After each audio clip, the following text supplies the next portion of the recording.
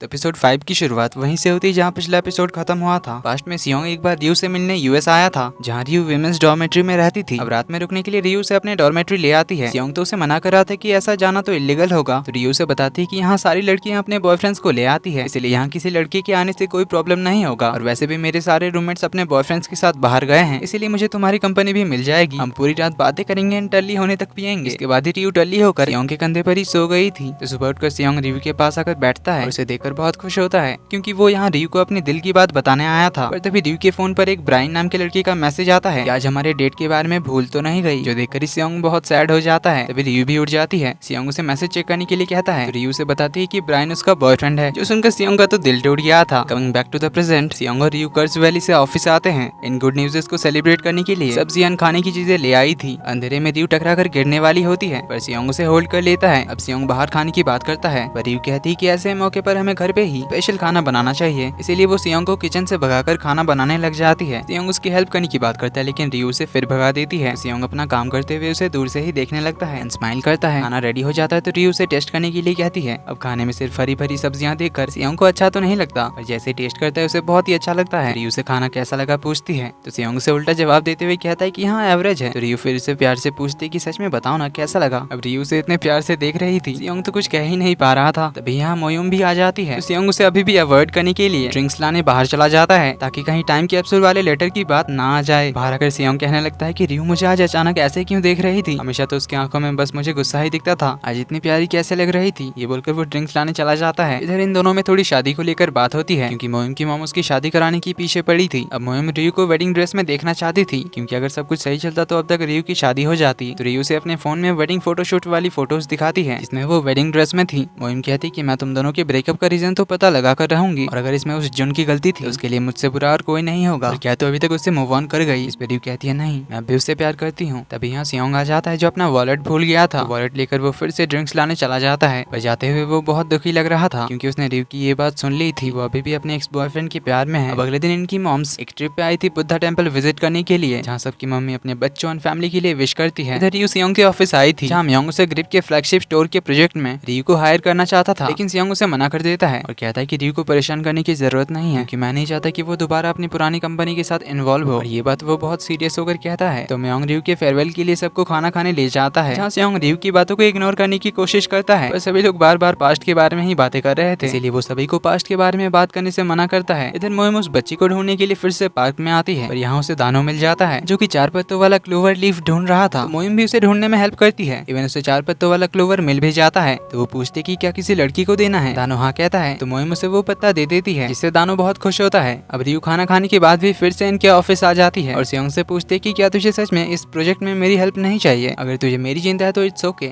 मैं तुम्हारी हेल्प करने के लिए टाइम निकाल लूंगी। पर सियोंग मना करते हुए कहता है, क्या तुझे अपने ड्रीम को नहीं ढूंढना, बेकार में तू अपना टाइम क्यों वेस्ट कर रही है, तू जाकर अपना काम कर, मैं अपना काम कर लूंगा। रियू कहती है अभी ज्यादा उड़ मत, मैं बस तेरी हेल्प करना चाहती थी। रही बात ड्रीम की, तो मैं तो उसके बारे में पूरा दिन सोच ही रही हूँ। सियोंग कहता है कि सोचना बंद कर और उस पर काम करना शुरू कर। ये बोलकर उठकर जाने लगता है। तो रियू कहती है तेरी प्रॉब्लम क्या है, मुझ पे किसी बात पे गुस्सा है क्या, कल से देख रही हूँ तू मुझे अवॉइड कर रहा है और बिना मतलब का गुस्सा कर रहा है। सियोंग कुछ कहता है, उससे पहले एक लड़की आकर उसे बैक हग कर लेती है, जिससे रियू के साथ सियोंग भी हैरान होता है। और फिर पता चलता है कि इस लड़की का नाम है तेही, जो कि सियोंग की एक्स गर्लफ्रेंड थी। उसने किसी और के लिए सियोंग को डंप कर दिया था, इसलिए मियोंग उस पर गुस्सा करता है, यहाँ आने के लिए उसे सुनाने लगता है। तेही बताती है कि वो यहाँ एक क्लाइंट बनकर आई है। असल में तेही एक ओंगी आर्टिस्ट है, जो कि बहुत ही ज्यादा महंगे बाउल्स, पॉट्स और किचन के बर्तन बनाती है। तो वो एक बहुत ही बड़े कंपनी के प्रोजेक्ट में काम कर रही है ओंगी पॉट्स को बनाने के लिए, जिनकी डिजाइन बनाने में उसे सियोंग की हेल्प चाहिए। अब मियोंग तो सीधे तरीके से मना कर देता है, लेकिन तेही जैसे ही बताती कि वो उन्हें मिलियंस में पे करने के लिए तैयार है। इवन मियोंग को वो एक स्पेशल बाउल गिफ्ट करेगी कहती है, इसका प्राइस 1 मिलियन वॉन से ज्यादा था। ये सुनते ही मियोंग तो तुरंत हाँ कह देता है। इधर लीना रियू से तेही के बारे में पूछती है। रियू से बताती है कि तेही सियोंग की एक्स गर्लफ्रेंड है, जिनका रिलेशनशिप बहुत ही पैशनेट था। जिससे हमें छोटा सा फ्लैशबैक दिखाया जाता है, जब रियू एक बार यूएस से छुट्टी में घर आई थी, तब उसने उनके घर के बाहर कार में सियोंग और तेही को किस करते हुए देखा था। कमिंग बैक टू प्रेजेंट, तेही और सियोंग यहाँ आते हैं। तेही रियू से पूछती कि क्या तुम्हें सच में हम दोनों का रिलेशनशिप इतना पैशनेट चोट लगा था। रियू से सॉरी कहती है उसके बारे में गॉसिप करने के लिए। यही कहती तो तुम ही रियू हो, इसके बारे में सियोंग मुझे हमेशा बताया करता था, इसलिए क्या तुम सियोंग को मना सकते हो मेरे साथ काम करने के लिए? तुम इसके बचपन की दोस्त हो, तुम्हारे कहने पर ये मना नहीं करेगा। पर सियोंग तब भी मना कर रहा था। तेही उसे वीकेंड पे अपने स्टूडियो बुलाती है उसका काम देखने के लिए। इसके लिए म्योंग तो हाँ कह देता है, बताता है कि वो सभी आएंगे, लेकिन रियू काम का बहाना करके मना कर देती है क्योंकि वो इन दोनों के बीच कबाब में हड्डी नहीं बनना चाहती थी। सियोंग घर की ओर आ रहा था, तभी उसे तेही का मैसेज आता है कि तुमसे दोबारा मिलकर बहुत ही अच्छा लगा। तभी वो एक बार के बाहर रियू के डैड को देखता है, तो दोनों साथ में ड्रिंक करने बैठ जाते हैं। अगले दिन रियू अपने भाई दोंगजिन को उठाने आती है क्योंकि 10 बजने आए थे, लेकिन वो उठा नहीं था, इसीलिए वो गुस्से में उसके बेड पे चढ़कर उसे पीटने लग जाती है, जिससे वो उठकर रियू को ही बेड पे गिरा देता है। लेकिन हम देखते हैं कि ये तो सियोंग था, तो उसे ऐसे शर्टलेस देखकर रियू भी शॉक्ड होती है। पर तभी इन दोनों को साथ में दोंगजिन देख लेता है, तो वो चिल्लाकर अपने डैड को बताने जाते हैं कि डैड देखो ये दोनों क्या कर रहे हैं। तो सियोंग उसे हड़बड़ी में समझाने जा ही रहा था कि कबर्ड से टकराकर उसके पैर में बहुत ही जोर की लगती है।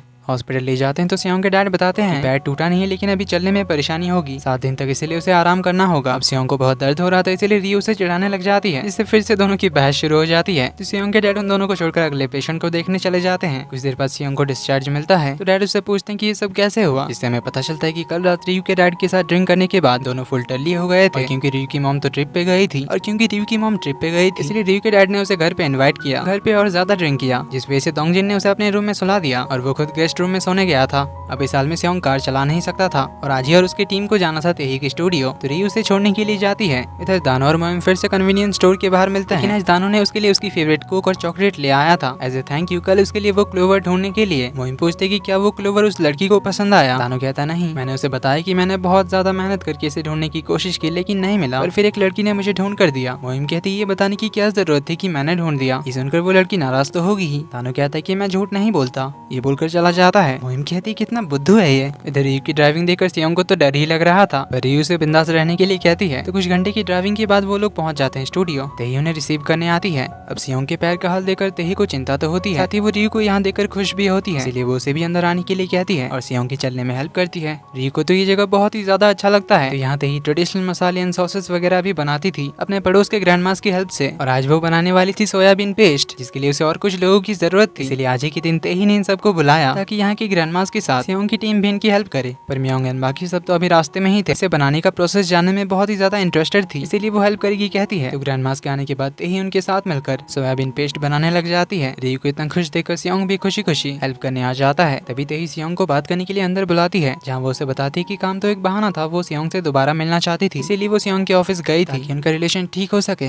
अब सियोंग उसका जवाब तो कुछ नहीं देता, इसीलिए तेही कहती है कि इस बारे में बाद में बात करेंगे, अभी काम पे फोकस करते हैं, इसीलिए वो उसे ऑंगी पॉट्स बनाना सिखाने लग जाती है। रियू को वॉशरूम जाना था, तो ग्रैंडमा उसे रास्ता दिखाती है। सियोंग होते ही जिस तरफ थे इसी तरफ वॉशरूम था, इसलिए रियू सियोंग को बाहर से पॉट बनाते हुए देख पाती है, इसलिए वो उसे देखने लग जाती है। तभी तेही सियोंग की हेल्प करने आ जाती है, मैंने अपने हाथों से उसे सिखाने लग जाती है। ये देखकर रियू को थोड़ा अच्छा नहीं लगता, पर वो इन्हें अकेला छोड़कर जाने ही लगी थी, लेकिन किसी चीज से टकरा जाती है, जिससे ये दोनों भी उसे देख लेते हैं। तो तेही उन्हें सॉरी कहती है, वॉशरूम चली जाती है। सियोंग बाहर आता है तो रियू से सॉरी कहती है, तेही के साथ उसका रोमांटिक मोमेंट डिस्टर्ब करने के लिए। अब सियोंग इस बारे में कोई बात नहीं करना चाहता था, लेकिन रियू तो बार बार उसे उन दोनों के बारे में बता रही थी कि तुम दोनों साथ में कितने अच्छे लगते हो, आई होप तुम दोनों के बीच सब कुछ ठीक हो जाए और तुम दोनों फिर से साथ आ जाओ। अब तुम दोनों दोबारा मिले हो, इसीलिए पुरानी फीलिंग्स वापस आना तो काफी कॉमन है। सुनकर सियोंग रुक जाता है, उसे कहता है दूसरों की लाइफ में दखल देना बंद करो। रियू कहती है इतना सीरियस होने की क्या जरूरत है, मैं बस चाहती हूँ कि अगर तुम उसे अभी लाइक करते हो तो फिर तुम दोनों के बीच सब कुछ ठीक हो जाए, और वैसे भी मैं एक दोस्त की तरह ही तो बात कर रही हूँ, दोस्तों के बीच ऐसी ही तो बातें होती है। इस पे सियोंग मना करते हुए कहता है कि पर मेरे और तुम्हारे बीच ऐसी बातें नहीं हो सकती। ये बोलकर वो यहाँ से बाहर ही चला जाता है, जहाँ बाहर उसे म्योंग एंड टीम मिलती है, तो वो हवा खाने बाहर जा रहा है कहकर चला जाता है। म्योंग एंड टीम भी हेल्प करने आ जाती है, तो सियोंग एक पेड़ के नीचे बैठकर रियू के बारे में ही सोचने लगता है और याद करता है जब रियू ने कहा था कि वो अभी भी अपने एक्स बॉयफ्रेंड को भूल नहीं पाई है, लेकिन अभी भी उससे प्यार है, इसीलिए वो अभी भी इसी बात को लेकर दुखी था। इधर पैरामेडिक टीम को एक इमरजेंसी कॉल का लोकेशन आता है, जहाँ एक बच्ची बेहोश हो गई थी, उसे बहुत तेज बुखार था, और ये वही पार्क वाली बच्ची थी जिसने बेहोश होने से पहले 119 पे कॉल कर दिया था। तो मोइम उससे बात करने की कोशिश करती है, वो बच्ची उसे अपना नाम योंदू बताती है, लेकिन वो नाम बताने से पहले ही बेहोश हो गई थी, इसलिए मोइम उसे जल्दी से हॉस्पिटल ले आती है। इधर रियू एक बहुत भारी जार हटाने में हेल्प कर रही थी, पत्थर से टकराने की वजह से ट्रॉली से वो जार गिरकर टूट जाता है, पूरा सोयाबीन पेस्ट जमीन पे गिर जाता है। सियोंग उसे देख भाग कर आता है और उसे डांटने लग जाता है कि अगर तुम्हें चोट लग जाती तो कोई भी काम ध्यान से नहीं कर सकती क्या, जब खुद का ध्यान नहीं रख पाती तो ऐसे काम करने की क्या जरूरत है। रियू कहती है कि ये पेस्ट कितने मेहनत से बना था, ये वेस्ट हो गया, तो उसे उठाने में हेल्प करने जाती है, लेकिन सियोंग उसे मना करते हुए कहता है कि और कोई परेशानी खड़ी करने की जरूरत नहीं है। तो तेही सियोंग को चुप कराती है और रियू को अपने कपड़े पहनने के लिए देती है, पर सियोंग को तो असल में रियू की फिक्र थी, इसीलिए उसने ये सब कहा, लेकिन रियू को तो सियोंग पे गुस्सा आ रहा था, तेही के सामने उस पर चिल्लाने के लिए। इधर दानो को हाउस हेल्प बताती है कि उनकी बेटी घर से गायब है। दानो भागकर घर आता है तो हाउस हेल्प बताती है पड़ोसियों ने पैरामेडिक को देखा था, वही यंदू को हॉस्पिटल ले गए हैं। दानो भागकर हॉस्पिटल पहुंचता है। मोहिम को यंदू के हाथ से वही 4 पत्तों वाला क्लोवर मिलता है। अभी दानो भी यंदू का नाम चिल्लाते हुए आ जाता है, जिससे वो समझ जाती है कि यंदू दानो की बेटी है। तो मोहिम दानो को बहुत ज्यादा डांटती है। ऐसे बीमार बच्ची को घर में अकेला छोड़कर जाने के लिए। यंदू के होश में आने के बाद उसे जनरल वार्ड में शिफ्ट करा जा रहा था। तो वो मोहिम से कहती कि मेरे डैड को मत डांटो, मेरे डैड को डांटने वाले मुझे बिल्कुल पसंद नहीं है, इसलिए मैं अब आपसे बात नहीं करूंगी और आप भी मुझे दोबारा मत मिलना। उसे यहाँ से ले जाया जाता है। इधर ये ड्रेस चेंज करके आ जाती है, तेही से सॉरी कहती है इतनी मेहनत से बनाया हुआ पेस्ट वेस्ट करने के लिए। अभी बारिश होने को आई थी, इसलिए रियो उन सबके लिए स्पेशल खाना बनाएगी कहती है। तो रियो खाना बना लेती है जो सभी को बहुत ही अच्छा लगता है। पर अभी तक सियोंग नहीं आया था। रियो के पूछने पर मियोंग बताता है कि वो हवा खाने गया था, पता नहीं कहाँ घूम रहा है, फोन भी स्विच ऑफ किया हुआ है। कोई नहीं, भूख लगेगी तो आ जाएगा। तो खाना खाने के बाद रियो बर्तन धो रही थी। हेल्प करने आती है पर रियो उसे थैंक यू कहते हैं, बताते हैं कि मैं रॉक पेपर सीजर में हार गई, इसलिए बर्तन धोना तो मेरा ही काम है और वैसे भी आज मैंने तुम्हारा बहुत नुकसान कर दिया, इसलिए मुझे उसका भुगतान करना चाहिए। यही कहती मेरे कॉन्गी पॉट का मिलियंस में प्राइस है। तो रियो कहती है कि मुझे अपना अकाउंट नंबर दे दीजिएगा, मैं आपको पैसे दे दूंगी। पर तेही कहती है कोई नहीं, तुमने आज हमें इतना अच्छा खाना खिलाया, मुझे इसकी रेसिपी चाहिए जिसके बदले सब कुछ क्लियर हो जाएगा। तो रियो उसे जरूर सिखाएगी कहती है। फिर दानो यंदू से सॉरी कहता है उसे अकेला छोड़ जाने के लिए। यंदू कहती है इसकी जरूरत नहीं है, डैड ने तो मुझे पहले ही सिखाया था ना कि बुरे लोग मिले तो 112 पे कॉल करना और बीमार हो तो 119 पे, इसलिए डोंट वरी मैं ठीक हूँ एंड आई एम सॉरी मैंने आपका लाया हुआ क्लोवर पसंद नहीं किया। तो ये रियो को अपने सारे ओंगी पॉट्स दिखाती है, उन सब के बारे में बताती है कि उसने किस तरह ये काम शुरू किया और उसे ये पॉट्स बनाना इतना ज्यादा पसंद क्यों है, क्योंकि यही उसका ड्रीम था, इसीलिए इन्हें बनाने में उसे बहुत खुशी मिलती है। रियो का खाना उसे इतना अच्छा लगा था कि वो तारीफ करते नहीं थक रही थी, जिससे रियो को भी कुछ रियलाइज होता है। कुछ टाइम बाद तेही सियोंग से बात करने आती है, जहाँ उसे कहती कि क्या तुम्हें याद है जब रियो ने कहा था कि हम दोनों बहुत ज्यादा पैशनेटली प्यार में थे, दरअसल में तो पैशनेट सिर्फ मैं थी, तुमने तो कभी भी मुझसे पैशनेटली प्यार ही नहीं किया था, सिर्फ मैंने प्यार किया था, इसीलिए मैंने तुम्हें छोड़ा था। सियोंग बहाने दे रहा था पर तेही को सच्चाई पता थी। देन उसे बताती कि वो दरअसल में पहले से ही टूटा हुआ था, पर तुमने रियो पे बहुत ज्यादा चिल्ला दिया, उसे एम्बेरस किया। मैंने जानबूझकर इस बारे में नहीं कहा क्योंकि मैं रियो से जेलस थी, जो सुन सियोंग सरप्राइज्ड होता है। इधर रियो को नींद नहीं आ रही थी, इसीलिए वो बाहर आती है। तभी वो अपने कपड़ों को धुलकर टंगा हुआ देखती है, इससे वो समझ जाती कि ये सियोंग नहीं किया है। फ्लैशबैक में हम देखते हैं कि जब वो कपड़े चेंज करके बाहर गई थी तब सियोंग ने उसके कपड़ों को धो दिया था। तो रियो चलते चलते वही ओंगी पॉट्स के पास पहुंचती है, जहाँ वो हर पॉट्स को ओपन करके देख रही थी। तभी यहाँ सियोंग भी आ जाता है। बाहर आने का रीजन पूछने पर सियोंग भी कहता है कि उसे भी नींद नहीं आ रही थी। रियो से अंदर जाकर खाना खा लेने के लिए कहती है क्योंकि उसने सियोंग के लिए भी बचा कर रखा था। सियोंग कहता है हाँ बाद में खा लूंगा। देन रियो पूछती है कि वैसे मेरे कपड़ों में से वो दाग कैसे हटाए। सियोंग कहता है राइस एंड विनेगर यूज किया था। इस पर रियो हंसते हुए कहते कि तू इतना अच्छा भी हो सकता है क्या। तो सियोंग पूछता है कि तू ये सब कर क्या रही है। रियो बताते कि मैं इनमें सोई सॉस ढूंढ रही हूँ। ग्रैंडमा ने मुझे बताया इनमें से कुछ जार्स में 100 साल से भी पुराने सोई सॉस हैं और इन सॉसेस से बहुत सारी डिशेस बनाई जा सकती है, उन डिशेस का टेस्ट 10 टाइम ज्यादा अच्छा होता है। तो सियोंग भी उसकी हेल्प करेगा कहता है। रियो बताती कि जो सबसे ज्यादा गाढ़ा और स्ट्रॉन्ग स्मेल करता है वही सोई सॉस है। तो दोनों ढूंढने लगते हैं। थोड़ी देर में रियो को मिल जाता है। तो वो सोई सॉस इतना ज्यादा क्लियर था कि उसके अंदर चांद तारे आसमान एकदम क्लियर लग रहा था। रियो से देखकर बहुत सारे डिशेस का नाम लेने लगती है। सियोंग कहता है क्या तुझे भूख लगी है। तो रियो काफी ज्यादा हैप्पी होकर बताती कि सियोंग मैंने ढूंढ लिया मेरा ड्रीम, भले ये इतना ग्रैंड ना हो पर मैं खाना बनाना चाहती हूँ। ये बताकर रियो बहुत ही ज्यादा खुश होती है। तो सियोंग भी उसे खुश देखकर बहुत खुश होता है और याद करता है तेही की बात, जब उसने कहा था कि वो रियो से जेलस थी। तब उसने बताया था कि जब तुम रियो के साथ होते हो तब तुम एक अलग ही इंसान बन जाते हो जिसे मैं कभी जानती ही नहीं थी। तुम बहुत इरिटेबल बन जाते हो, अच्छे से बात नहीं करते, बहुत ही इमेच्योर बिहेव करते हो, पर तब तुम्हारी आंखें हमेशा रियो की ओर होती है। क्या तुम जानते हो तुम उसकी ओर कैसे देखते हो, जैसे तुम उसके बारे में सब कुछ जानना चाहते हो। तुम उसे देख स्माइल करते हो, जब रियो मुस्कुराती है तब तुम उसे देखकर बस मुस्कुराते ही रहते हो। और अभी भी सियोंग बस रियो को ही देखे जा रहा था। रियो बहुत ही ज्यादा खुश लग रही थी, उसे देख सियोंग भी बहुत खुश था और बस स्माइल करे जा रहा था। अपने मन में कहता है कि मैं अपनी फीलिंग से बहुत टाइम से भाग रहा था, पर रियो को अपने सामने ऐसे खुशी से मुस्कुराता हुआ देखकर मुझे ये रियलाइज तो हो गया कि मैं रियो को पसंद करने से अपने आप को नहीं रोक सकता। इसी के साथ एपिसोड 5 का यहीं पर होता है। वीडियो पसंद आए तो वीडियो को लाइक कर देना, चैनल पर पहली बार आए तो do subscribe and hit the bell icon. मिलते हैं अगले एपिसोड में, तब तक के लिए take care and bye bye.